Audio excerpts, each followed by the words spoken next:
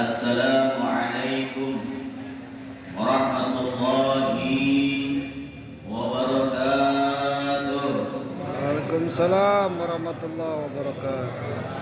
Ya Rabbi bil Mustafa balligh maqasidana waghfir lana ma madha ya wasi'al karami. Ya Rabbi bil Mustafa balligh maqasidana waghfir lana ma madha ya wasi'al karami. Maulaya salli wa sallim daiman abada ala habibika khairil khalqi kullihim. Ya Rabbi bil Mustafa balligh maqasidana waghfir lana ma madha ya wasi'al karam. Muhammadun sayyidul kaunaini wasaqalain wal fariqaini min arabi wa min ajami. Ya Rabbi bil Mustafa balligh maqasidana waghfir lana madha ya wasi'al karam. Allahumma salli wa sallim wa barik alaihi. Alhamdulillah. Alhamdulillahilladzi nawwara bi hidayatihi qulubal 'arifin wa hadahum ila nurihil mubin wa anzala kitabahu hudan lil muttaqin. Lahul hamdu wa lahul fadlu wal ihsan wa huwa ilahul haqqul mubin. Wa ashhadu an la ilaha illallah wahdahu la syarika lah fa iyyahu na'budu wa iyyahu nasta'in.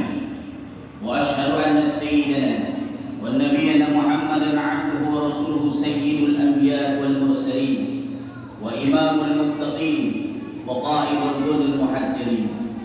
Allahumma shalli wa sallim wa barik ala sayyidina wan nabiyina wa habibina wa syafi'ina wa zurriyyatina wa maulana Muhammadin khataman nabiyyin wa ala alihi at-tayyibin at-tahirin. Amma ba'du. فقال الله تعالى في القرآن الكريم أعوذ بالله من الشيطان الرجيم بسم الله الرحمن الرحيم شهر رمضان الذي أنزل فيه القرآن هدى للناس وبينات من الهدى والفرقان. وقال رسول الله صلى الله عليه وسلم خيركم من تعلم القرآن وعلمه. صدق الله العظيم وصدق رسول الله صلى الله عليه وسلم. Yang sama-sama kami hormati dan kami muliakan segenap pengurus DKM Mushola Asy-Syuhada Al-Kiram wal Muhtaram, Bapak Ustadz Haji Iding Al-Kiram wal Muhtaram, Bapak Ustadz Haji Tata Al-Kiram wal Muhtaram, Bapak Ustadz Haji Nana Al-Kiram wal Muhtaram, Bapak Ustadz Agus, dan segenap pengurus lainnya, para sesepuh, para tokoh masyarakat, para alim ulama, yang insya Allah kita doakan seluruhnya senantiasa diberikan keberkahan oleh Allah Subhanahu wa Ta'ala, diberikan kemuliaan oleh Allah Subhanahu wa Ta'ala, dan senantiasa dapat memakmurkan Mushola Asy-Syuhada. Amin amin ya rabbal alamin. Dan yang saya hormati dan kami muliakan para jamaah Mushola Asy-Syuhada, jamaah sholat tarawih, sholat isya berjamaah, yang insya Allah kita semua yang hadir dan ahli keluarga kita senantiasa mendapatkan keberkahan dari Allah Subhanahu wa Ta'ala. Amin. Senantiasa diberkahi hidup kita, diluaskan rezeki kita oleh Allah Subhanahu wa Ta'ala, dibanyakan duit kita, bekal kita untuk senantiasa beribadah kepada Allah Subhanahu wa taala. Dan tiadalah kita nanti bangun daripada duduk kita meninggalkan mushola as-syuhada, insyaallah mudah-mudahan Allah taala menghapuskan segala dosa-dosa kita, menghapuskan segala kesalahan kita, kehilafan kita, dan diganti dengan segala kebaikan dan pahala yang berlipat ganda oleh Allah Subhanahu wa taala. Amin amin ya rabbal alamin. Segala puji serta syukur kehadirat Allah Azza wa Jalla wa Ala yang senantiasa terus-menerus tiada putusnya melimpahkan kepada kita begitu banyak nikmat-nikmatnya. Ada nikmat iman, nikmat Islam, nikmat ihsan, nikmat sehat walafiat, nikmat panjang umur, dan masih banyak lagi nikmat lainnya yang tidaklah mungkin kita bisa sebutkan satu persatu. Wa in ta'uddu ni'matallahi la tuhsuha. Dan jika kamu berusaha menghitung nikmat Allah, niscaya kamu tidak akan pernah sanggup menghitungnya. Bahkan apabila lautan dijadikan sebagai tintanya dan pepohonan dijadikan sebagai penanya dan ditambahkan 7 lautan setelah keringnya untuk menuliskan kalimah Allah, menuliskan nikmat Allah, menuliskan karunia Allah, menuliskan anugerah Allah, sungguh tidak akan pernah cukup untuk menuliskannya. Oleh karena itu Allah Subhanahu wa taala memerintahkan kepada kita, bismillahirrahmanirrahim, wa in ta'azzana rabbukum la in syakartum la azidannakum wa la in kafartum inna 'adzabi lasyadid. Dan ingatlah ketika Allah memaklumkan, apabila kamu bersyukur atas segala nikmatku, niscaya ku tambah nikmat kepadamu. Tapi jikalau engkau kufur, mengingkari segala nikmatku, sungguh azabku sangatlah pedih. Insyaallah mudah-mudahan kita semua yang hadir dan ahli keluarga kita menjadi hamba Allah yang pandai mensyukuri segala nikmat yang telah Allah berikan kepada kita. Salawat dan salam marilah senantiasa kita sampaikan kepada junjungan kita, kecintaan kita, suri tauladan kita, yaitu baginda Muhammad sallallahu alaihi wasallam, seorang nabi pemimpin umat yang namanya selalu disebut-sebut setiap saat, seorang rasul penyelamat yang mengeluarkan manusia dari jalan yang sesat menuju jalan Allah yang penuh dengan rahmat. Maka perbanyaklah salawat kepada baginda Muhammad agar kita mendapatkan syafaat di hari kiamat, dan kelak di akhirat kita dimasukkan ke dalam surganya Allah Subhanahu wa taala yang penuh dengan nikmat, insyaallah. Para jamaah mushola as-syuhada yang dimuliakan Allah Subhanahu wa taala, pada hari ini kita sudah melaksanakan puasa Ramadan sebanyak 15 hari. Betul betul? 15 hari ya. Alhamdulillah. Rasa-rasanya baru kemarin kita menyambut kedatangan tamu yang agung, kedatangan tamu yang mulia. Kita ucapkan marhaban ya Ramadan, marhaban ya syahrul siyam, marhaban ya syahrul qiyam, marhaban ya syahrul mubarakah, marhaban ya syahrul maghfirah, marhaban ya syahrul rahmah. Akan tetapi hari ini kita sudah berada di nisfu Ramadan, pertengahan bulan Ramadan. Waktu cepat berlalu. Maka dari itu marilah kita pergunakan separuh waktu kita dengan sebaik-baiknya. Mari kita perkuat tadarus Quran kita, kita perbanyak sedekah kita perbanyak zikrullah kita dan amalan-amalan soleh lainnya. Insyaallah kita termasuk hamba Allah yang tidak menyia-nyiakan kesempatan yang telah Allah berikan kepada kita. Para jamaah sekalian, bulan Ramadan dibagi menjadi 3 fase. Fase yang pertama yaitu 10 hari yang pertama. Siapa orang yang melaksanakan puasa Ramadan dengan penuh keikhlasan kepada Allah, maka Allah Subhanahu wa taala akan akan memberikannya rahmat dari Allah Subhanahu wa taala. Apa itu rahmat? Yaitu kasih sayangnya Allah. Ketika kita telah diberikan kasih sayang oleh Allah Subhanahu wa taala, maka yakinlah setiap doa kita, setiap keinginan kita, permohonan kita niscaya dikabul oleh Allah Subhanahu wa taala. Dan sekarang kita sudah berada di fase yang kedua, 10 hari yang kedua untuk mendapatkan maghfirah, ampunan dari Allah Subhanahu wa taala.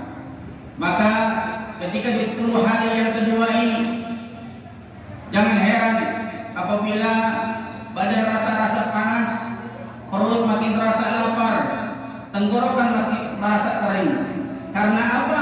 Karena Allah Subhanahu wa taala sedang membakar daripada dosa-dosa kita. Sehingga ketika dosa-dosa kita dibakar oleh Allah Subhanahu wa taala, maka Allah Subhanahu wa taala memberikan kepada kita ampunannya, insyaallah.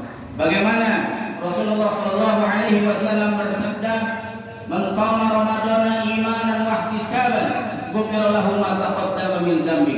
Barang siapa berpuasa di bulan Ramadan dengan keimanan dan mengharap ridha dari Allah Subhanahu wa taala, maka akan diampuni dosa-dosanya yang telah lalu.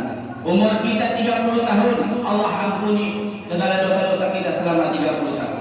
Umur kita 40 tahun, Allah ampuni selama 40 tahun. Umur kita 50 tahun, diampuni segala dosa-dosa kita selama 50 tahun, insyaallah. Dan kemudian di fase yang ketiga, apa itu? Ijkum minan nar. Diharamkan diri kita disentuh oleh api neraka. Ketika diri kita sudah diharamkan oleh Allah disentuh api neraka, maka di mana tempat kita? Insyaallah tempat kita di surganya Allah Subhanahu wa taala. Maka setelah itu kita kembali menjadi fitrah, insyaallah.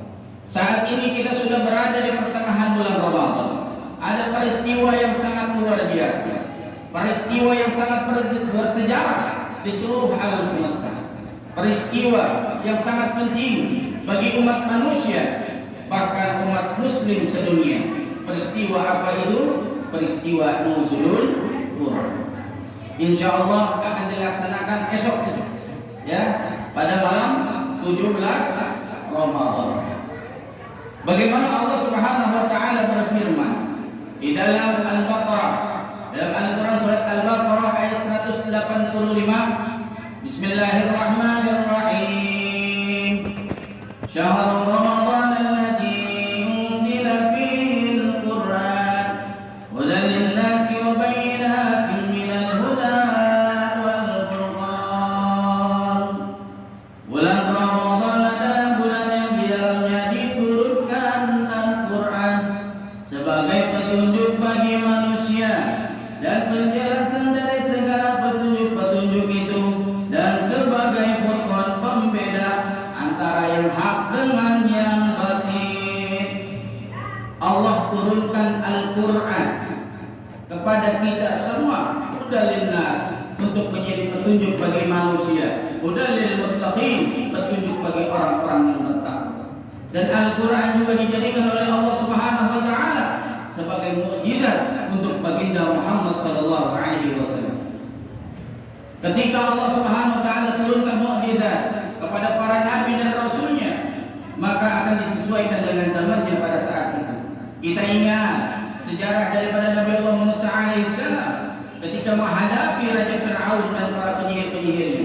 Allah Subhanahu wa taala memberikan mukjizat kepada Nabi Musa, yaitu tongkatnya dapat berubah menjadi ular yang sangat besar.